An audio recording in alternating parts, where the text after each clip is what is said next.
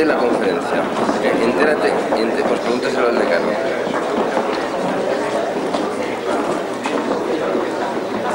Domingo, faltas ahí. Faltas ahí. No. Que hay mucho lío. Bueno. ¿Quiere pasar sobrevolando por aquí? Sí.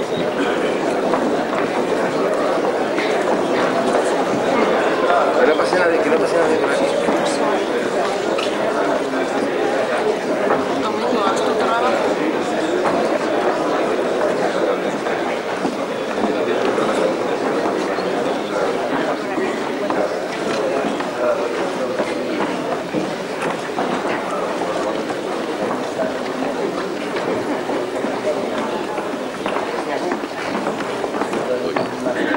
Que ha dicho que se lo iba a pasar.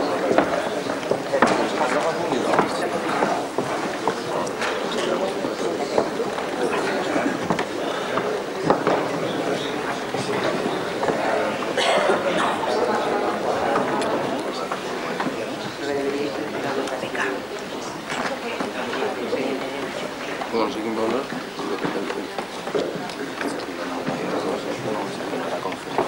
Buenos días a todos. Da comienzo este acto académico en memoria del profesor doctor don Carlos Corona Batés, catedrático de Historia Contemporánea, que fue de esta querida Facultad de Filosofía y Letras de nuestra universidad. En primer lugar tiene la palabra el profesor doctor don Ángel San Vicente Pino.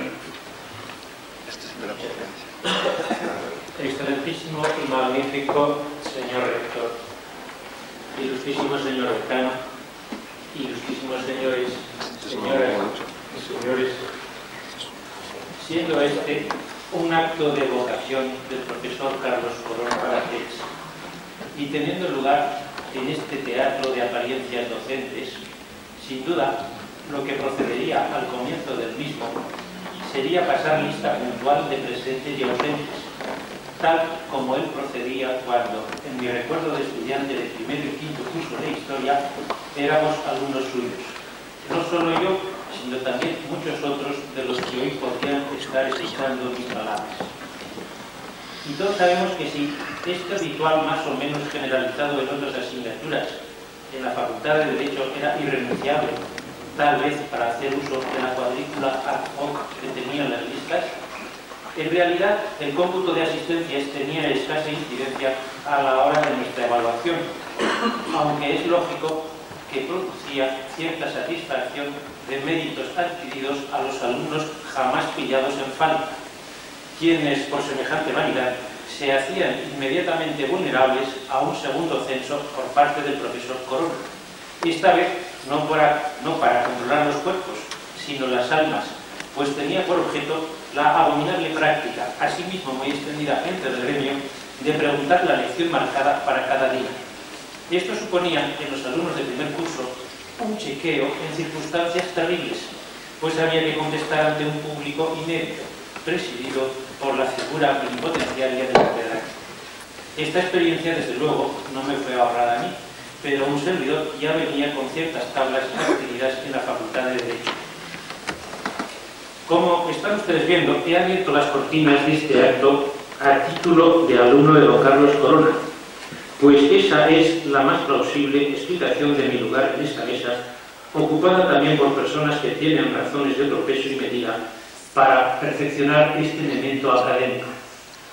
Doña Carmen Manzón así me lo adelantó en su día, recordando que en otra ocasión fue el propio don Carlos, su marido, quien reivindicó mi condición de alumno suyo, así como la de María Antonia Martí Zorratino, para que ambos fuésemos sus paraninfos en la lección de aperturas en paralelo que pronunciaría aquel curso. A esas primeras impresiones discentes que he adelantado sobre uno de mis profesores, voy a añadir algunas otras que completan su perfil en mi memoria, advirtiendo a ustedes que, de acuerdo con aquello de que cada uno habla de la feria según le fue en ella, yo retengo muy buenas notas sobre Carlos Corona, para mí don Carlos, al igual que don Federico o don Ángel, sin mengua de confianza y cariño. Y son buenas porque a mí en la feria me fue muy bien con Corona, si por tal se entiende recibir las máximas calificaciones, consejo, etc. Aunque una de aquellas me costara la renuncia a algo que siempre eché de menos y más de una vez le reproché a don Carlos el haberme privado, en efecto, en quinto curso, ya mediados del segundo trimestre, a la vista de mi rendimiento escolar hasta esa altura de curso, me sugirió que aprovechara el tiempo del viaje de fin de carrera a Andalucía, viaje inmemorial y enrolladísimo que él organizaba y dirigía, quedándome en Zaragoza para hacer un trabajo de investigación sobre tal tema. Así lo hice, y nunca me ha parecido más caro el precio de una matrícula de honor, al menos por lo que contaron y no contaron mis compañeros de curso de su dicho viaje.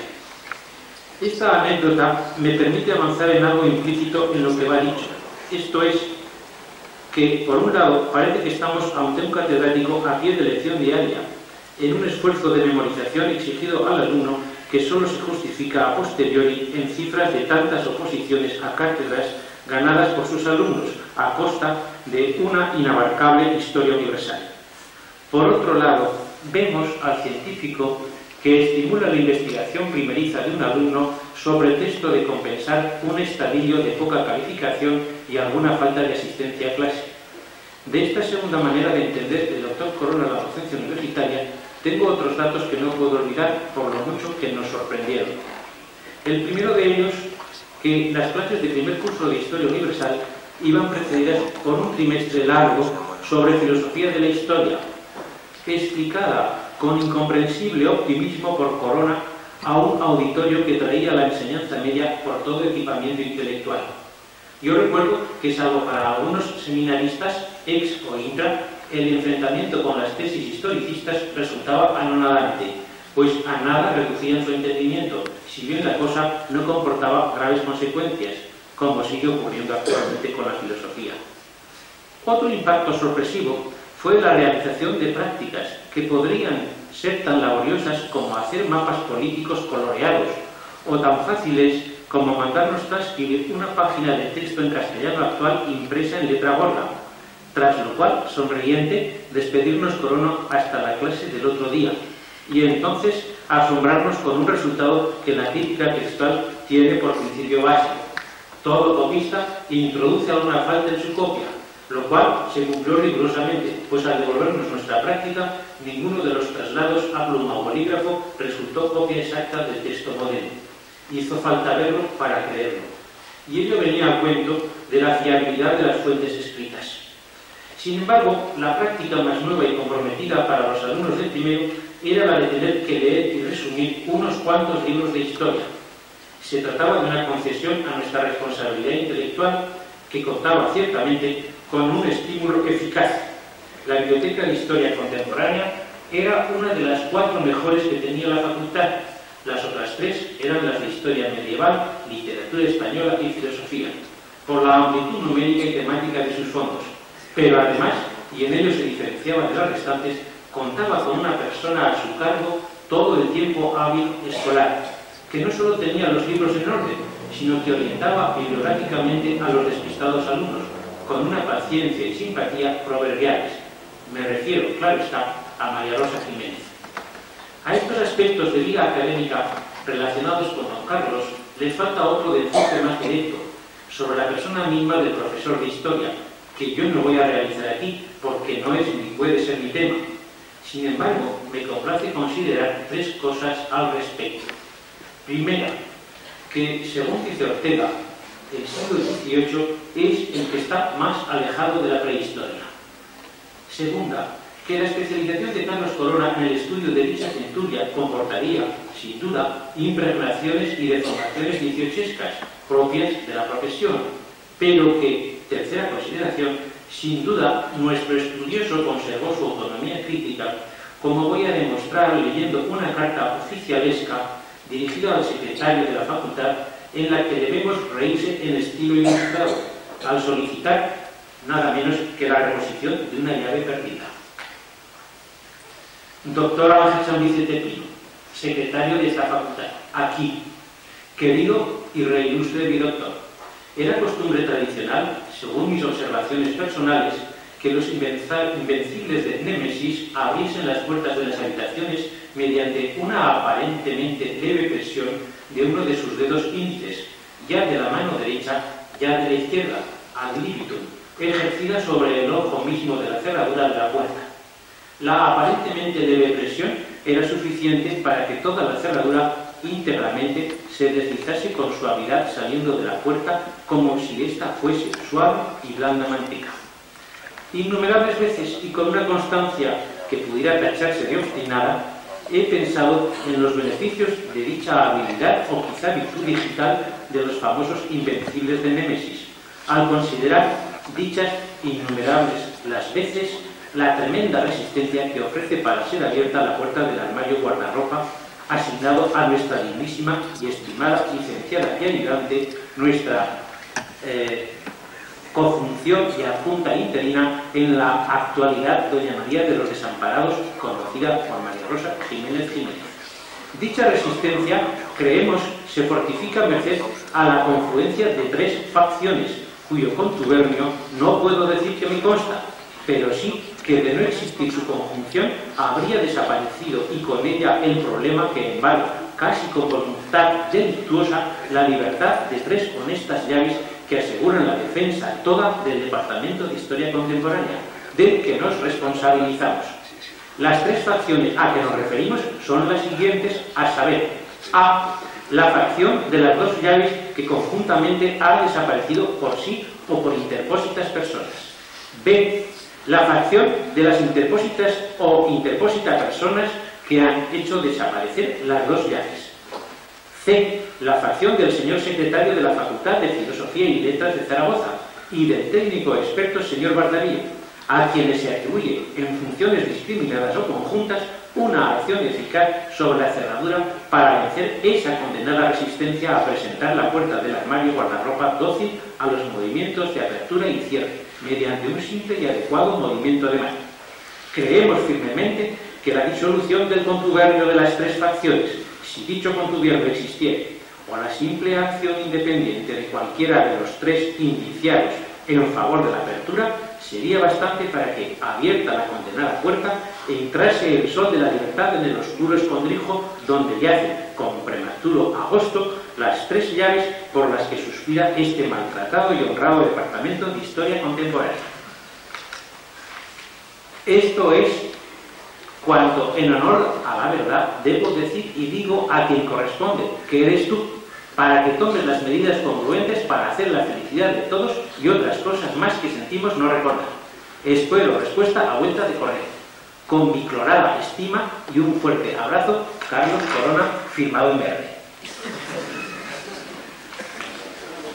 Y sin duda alguna, ustedes han notado en esta carta, además del esguince literaturesco, una típica premiosidad de exposición que caracterizó al autor de la misma.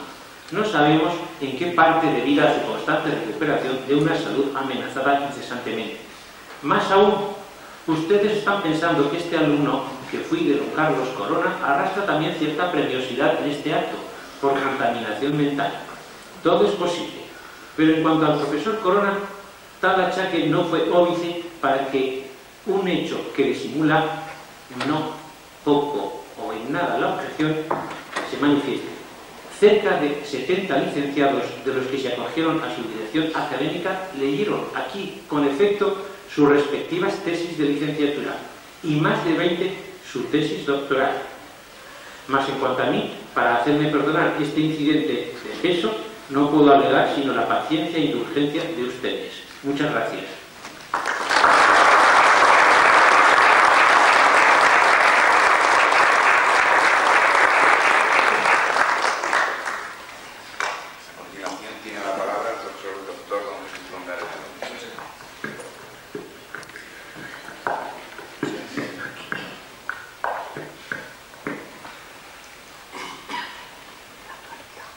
De nuevo, una vez más, y vehementemente, sin sombra de rutina, la Facultad de Filosofía y Letras quiere manifestar su afecto y su respeto hacia un profesor que relaciona su claustro con imperativa gravedad. He dicho vehementemente y sin sombra de rutina, porque este homenaje se produce gracias a una voluntad expresa, contra la que no han podido ni los muchos trabajos del presente ni la mala memoria que impone el paso de los días. Una voluntad manifiesta del anterior decano, una voluntad perseverante del actual decano. Yo como he sido testigo de una y otra, puedo decirlo. No es en consecuencia retórica la expresión con que he iniciado estas palabras. No recuerdo haber sido retórico en mis trabajos escritos. Siempre he buscado las palabras que mejor describían lo que yo observaba. En este caso, en consecuencia, hago lo mismo al afirmar que vehementemente y sin sombra de rutina, la Facultad de Filosofía quiere manifestar su afecto y su respeto hacia un profesor que ha abandonado su claustro. En el caso del doctor Corona, el afecto se agudiza al no tenerle entre nosotros. Pienso que quizás todo transcurrió demasiado prisa en sus últimos años. Nacido en Jaca, en septiembre de 1917, afirmaba con frecuencia, yo lo he escuchado, que su vida real, su vida íntima, solo había tenido dos ambientes: la facultad y su hogar. No es menos cierto, en justa reciprocidad, que desde que se incorpora a las aulas en el otoño de 1939 hasta que las abandona en el otoño de 1985, la vida académica del doctor Corona es inseparable de la vida general de la facultad. Hacer la historia de una y de otra es hacer un cierto cargo. Don Carlos Corona fue prioritariamente un universitario. Y, para ser más exactos, un universitario de Zaragoza. Fue premio extraordinario de licenciatura en 1942. Fue premio extraordinario de doctorado en 1946. Después, becario del CSIC en su sede aragonesa. Más tarde, profesor ayudante de esta facultad. Después, profesor encargado del curso. Después, profesor adjunto por oposición en 1946, también en Zaragoza. Finalmente, catedrático de Zaragoza, desde el año 53 al 85. Una vida universitaria y una vida universitaria zaragozana. En nuestra universidad, en nuestra facultad, ocupó diversos cargos. Fue secretario de la facultad desde el 54 al 60. Fue comisario de protección escolar del Distrito Universitario de Zaragoza y algunas otras cosas. Pero a estos cargos nunca les dio otra importancia que las de avatares de un oficio. Su oficio fue el oficio de profesor. El oficio también de formador de profesores. Y el oficio de investigador. Pasemos revista muy brevemente a cada uno de estos tres. En primer lugar, fue un profesor de esta facultad. Don Carlos Corona creía en la docencia. Quizá esto a algunas personas nos ha parecido un poco asombroso.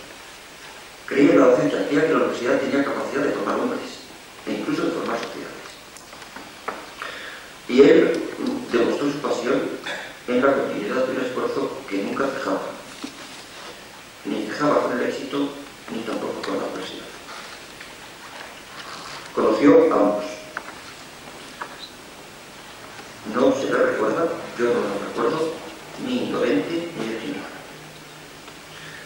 Por el contrario, en los veranos, cuando todos buscamos crecernos por medio del olvido, él frecuentaba las universidades de verano, como quien no sabe vivir sin tarima, sin un público anotador, sin discurso docente. Fue profesor de la Universidad de Verano de Jaca desde el año 61 hasta el 65. Pero también lo fue de la Universidad de Pamplona, que fue miembro de la Universidad de Zaragoza, de la Universidad de Málaga, desde el 50 hasta el 75. Esta docencia continua y apasionada, él tenía pasión por la docencia, le produjo discípulos. Probablemente fue, y el doctor San Vicente ha hecho hincapié en ello, probablemente fue hasta que su enfermedad se lo impidió de modo ya abusivo, fue uno de los profesores de la facultad que dirigió más memorias de licenciatura y más tesis doctorales. El análisis de los registros donde esto queda constatado así me va a resolver. Y de estas memorias y de estas tesis surgían dedicaciones investigadoras que, cuando era posible, en algunos casos lo fue, permanecían en la facultad. Al doctor Corona deben su dedicación universitaria un buen grupo de profesores en distintos puntos de la geografía española. Y como investigador, el doctor Corona Baratech fue muchas cosas que soy investigador. Pero como tal, si algún día se hiciera la selección de las mejores páginas de historia que se escriben en la facultad antes de 1975, bastantes páginas de este elenco serían de su club. No es un elogio emotivo, no es retórica. La comprobación no es difícil porque la letra impresa no desaparece. Yo pienso que acertada estuvo la Real Academia de la Historia cuando le nombró correspondiente en 1964. También fue consejero del Instituto Académico Católico desde el año 46 y correspondiente del Instituto de Estudios Cesneses desde el año 50. Hoy, puesto que la voz de los alumnos, de sus clases y de los distintos de su investigación no ha quedado recogida, pienso que la Facultad de Filosofía y Letras ha querido dejar constancia de su bibliografía y de su obra investigadora. Este ofrecimiento de facsímil de su tesis doctoral creo que ha sido un detalle de sensibilidad y de cordura. De sensibilidad y de cordura porque ha sido un retorno a los orígenes. Ha sido una cariñosa reflexión de esta facultad a la buena memoria del doctor Carlos Corona Baratech. Nada más.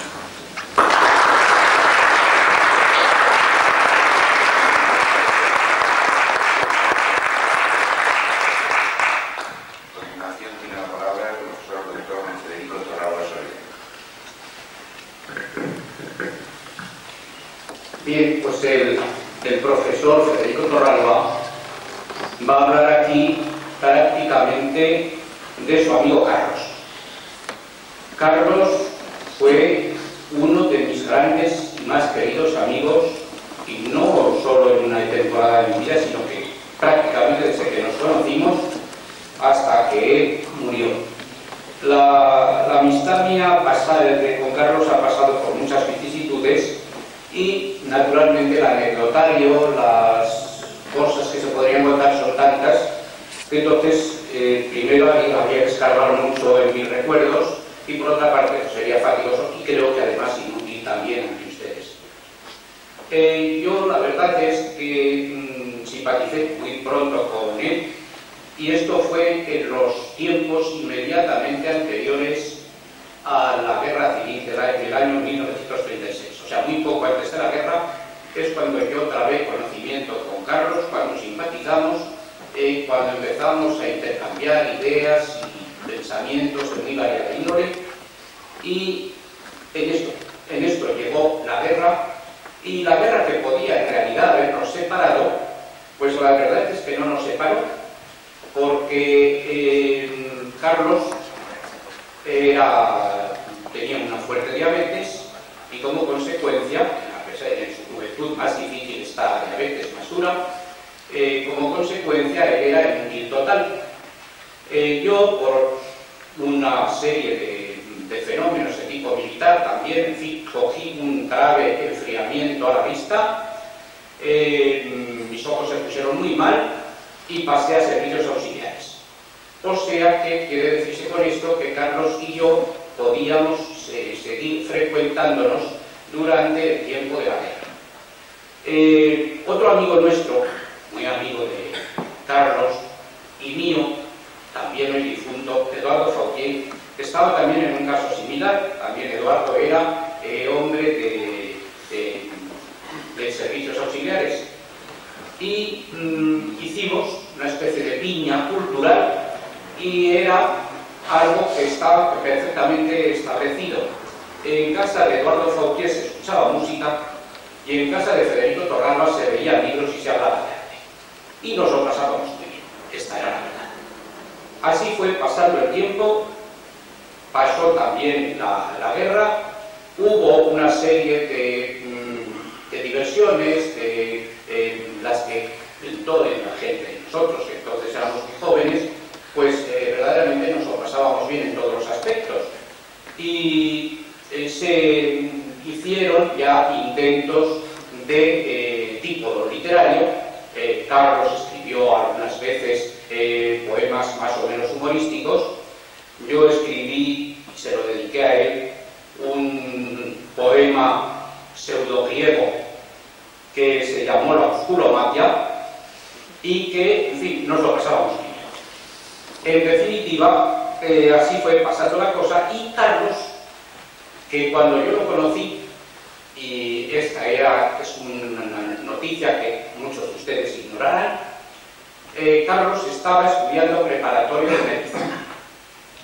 Pero ese contacto con Eduardo y conmigo le fue llevando al terreno de las humanidades, al terreno de la cultura.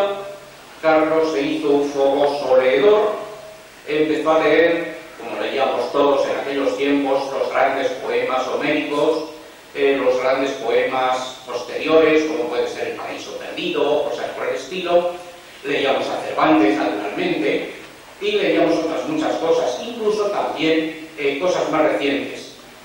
Carlos tenía una vertiente, por su carácter siempre hacia el humorismo, y Javier Poncela y otras figuras por el estilo pues le interesaban también mucho. El caso es que Carlos fue derivando de una manera tan definida junto a nosotros hacia la cosa de la cultura y de las humanidades, que empezó a cambiar de orientación, y así como antes se había impuesto la idea de llegar a ser un buen médico, pensó que sería para él mucho más apasionante quizá, y podría producir más descubrimientos, más acontecimientos, el meterse en el mundo de las letras. Y así lo hizo.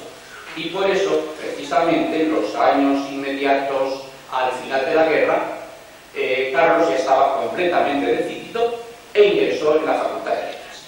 Toda su vida anterior parece que quedó como borrada, digamos, y él se entregó a los estudios de letras precisamente en los tiempos en que yo acababa la carrera de letras en los cursos intensivos y él empezaba los cursos. Es entonces cuando conoció a Carmen.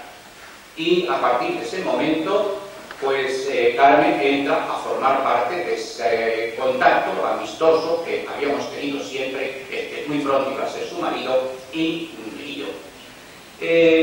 La historia es que mientras ellos estudiaban su carrera partiendo desde el principio, yo la estaba concluyendo.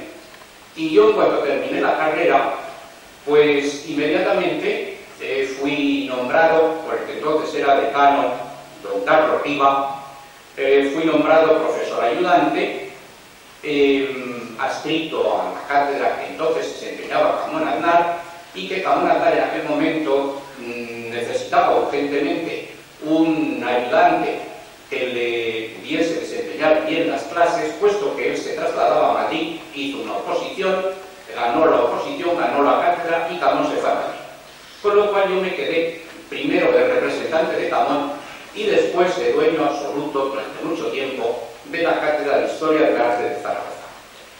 En aquellos tiempos es cuando Carlos y su mujer, entonces no era su mujer, pues en aquellos tiempos ellos eran mis alumnos, o sea que habíamos pasado desde ser hasta cierto punto con discípulos de distintos cursos, cuando ellos empezaban y yo concluía, a ser yo el profesor de estos que habían sido y seguían siendo mis amigos y conocidos. Hay una anécdota que quizá no me resisto a contarla, en la cual jugué un papel quizá un poco de falta de humor, y es el que en esta misma aula donde ahora estamos, yo le daba al nutrido curso, numerosísimo curso de alumnos, les explicaba la historia del arte. Entonces los medios que teníamos eran muy pocos y con un epilláscopo viejo, ya muy periclitado, se utilizaban los libros para proyectar aquí las fotografías de arte de las obras que yo les comentaba. Y efectivamente, Carlos, muy servicial y buen amigo, pues era el que se ocupaba del epilláscopo y reproducía las fotografías que yo había señalado previamente en el libro. Pero un día cambió de página Quiero decir que introdujo un elemento subrepticio entre la página y el entusiasmo. Ese elemento era el retrato de Carmen. Carmen era ya la novia oficial de Carlos, que había abandonado antiguas veredades, múltiples veredades, y entonces proyectó el retrato de Carmen. Y yo, profesor novato, pues me manifesté iracundo. Tan iracundo que como él se rió, y se rieron naturalmente todos los compañeros del curso, me vi en la necesidad imperiosa de expulsarlo de la clase. Por eso digo que me resistía un poco, pero creía que era una historieta divertida y conviene que estos recuerdos divertidos floten sobre los amargos y los tristes. Porque realmente hay los que son tristes.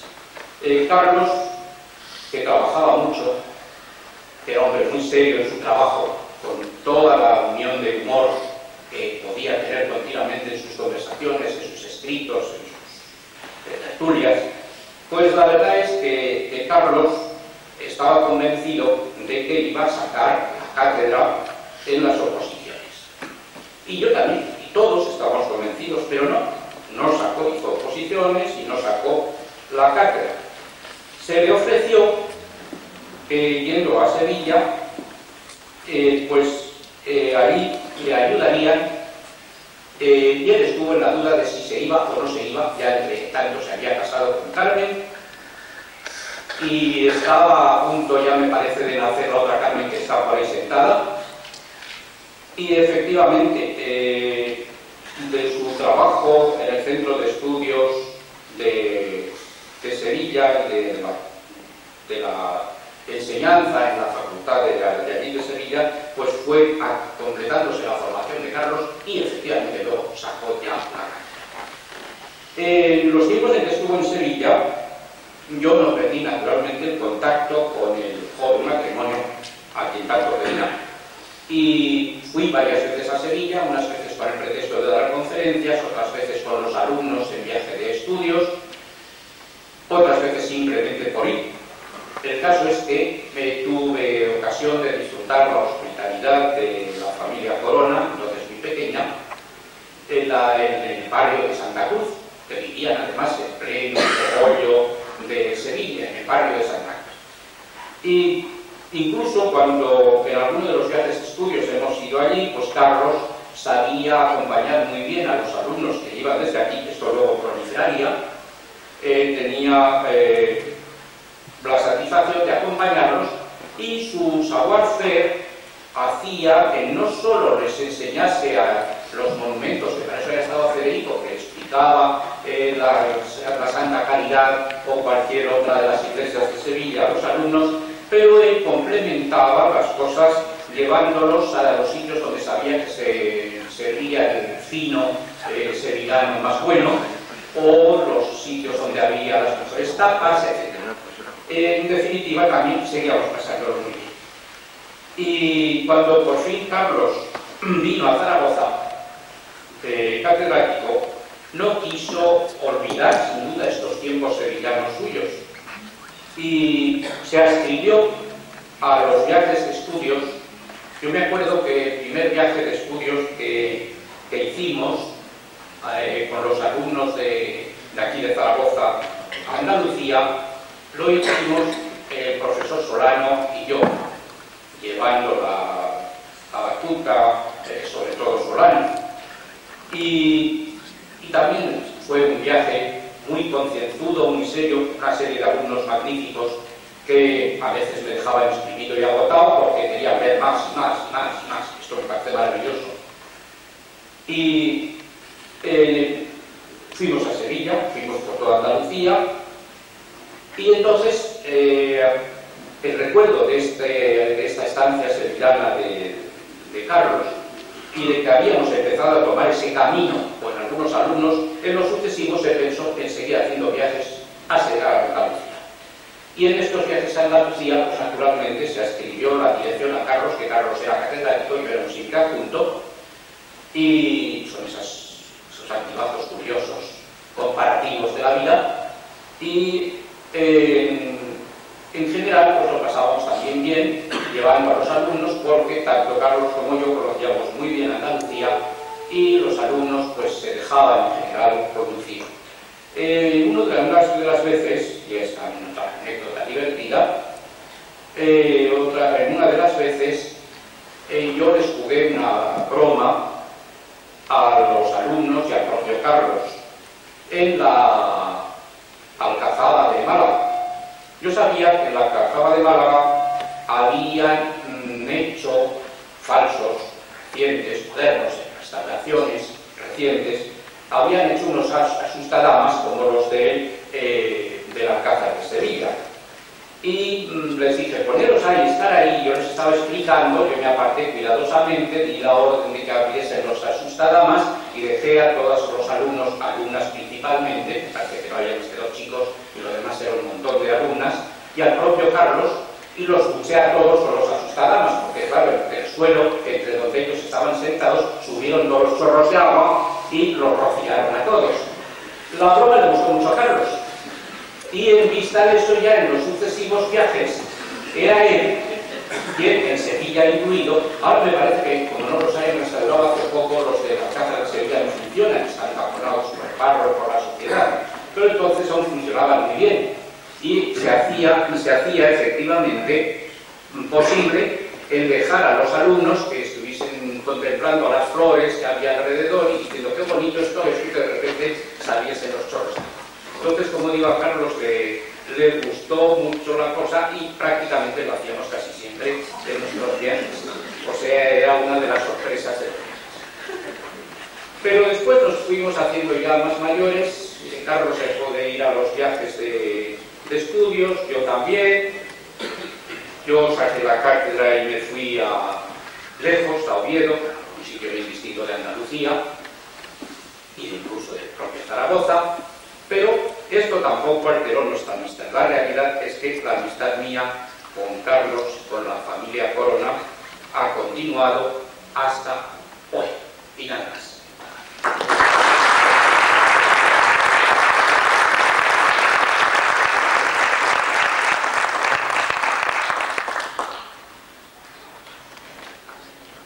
A continuación, el ilustrísimo señor decano de la facultad va a hacer el ofrecimiento del libro homenaje de la insignia de la facultad de la señora viuda del doctor Corona, doña María del Carmen Marcos.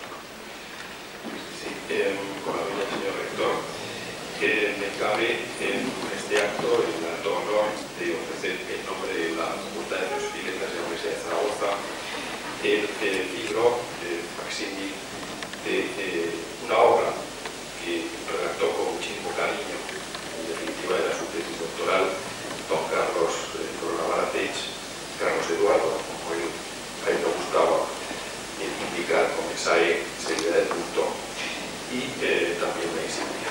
Entonces, con muchísimo gusto voy a hacer la entrega a doña María del Carmen Marcón, así en nombre de la facultad.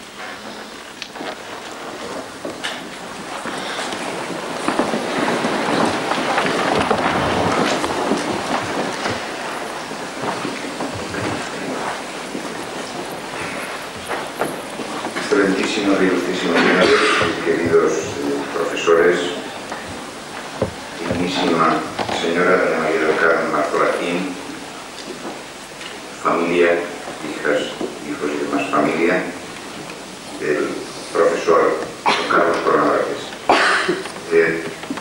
Como rector de la universidad, en este tipo de actos, en memoria de grandes profesores que hemos perdido humanamente, pero que no hemos perdido su memoria y cuyo acto este es un motivo de homenaje, memoria, en recuerdo del profesor, donde se aprende a quienes le hemos conocido seguramente en algunos momentos, pero no muy profundamente, como universitarios de paso de vista, como se dice en este caso, honramos la memoria de esta gran figura que por lo tanto representa para el rector de la universidad y para toda la universidad un acto de recuerdo. Hemos conocido las palabras entrañables de un antiguo alumno del profesor doctor don Ángel San Vicente, que nos ha ilustrado con su palabra, del profesor doctor don Jesús Longares Alonso también, ese sentimiento y ese trazo del amor por la docencia y por la investigación. Y hemos conocido del amigo entrañable del profesor doctor don Federico Torralba Soriano, ese trazo vital desde el conocimiento y desde la proximidad de la amistad a lo largo de muchos años, caracteres, trazos, aristas de su personalidad, de su humor, de su fino estilo, ese escrito con las llaves, para demandar las llaves, el misterio para abrir y pulsar con suavidad para que se abriese el sésamo abrete, toda una belleza de lenguaje, de ironía, de estilos. Aquí hemos conocido, yo personalmente y seguramente muchos de todos ustedes, mejor la personalidad de quien no puede acompañarnos, pero que en espíritu y para la historia queda plasmada en sus trabajos, en su memoria, en su primer gran trabajo, su tesis doctoral, José Nicolás de Azara, en este gran homenaje dedicado en memoria por la Facultad de Filosofía y Letras y a la cual como rector deseo yo también unirme. He conocido mucho mejor a un gran hombre, a un gran universitario, y por lo tanto creo que ha merecido la pena, ha sido una gran satisfacción, y en nombre de toda la universidad como rector de la misma, el sencillo agradecimiento a la existencia de esta gran persona que nos ha brindado la oportunidad también hoy de conocerlo un poco mejor. A su viuda, expresarle el sentimiento de su pérdida y de toda la familia. Por lo tanto, nada más, con estas palabras damos por concluido este acto académico en memoria del profesor doctor don Carlos Corona Vázquez. Gracias a todos.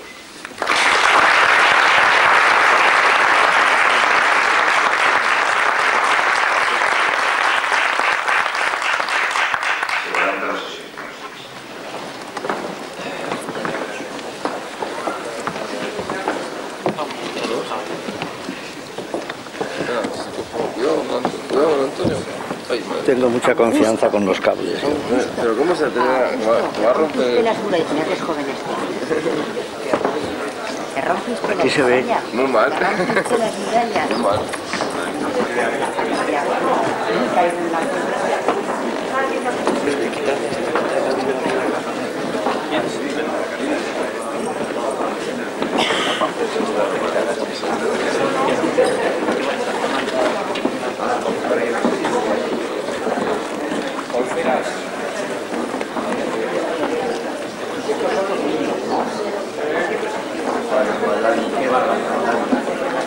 Isabelita.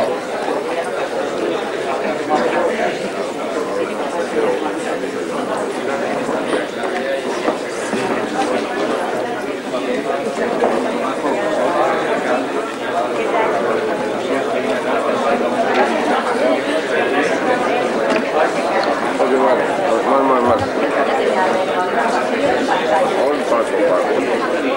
Quita de ahí.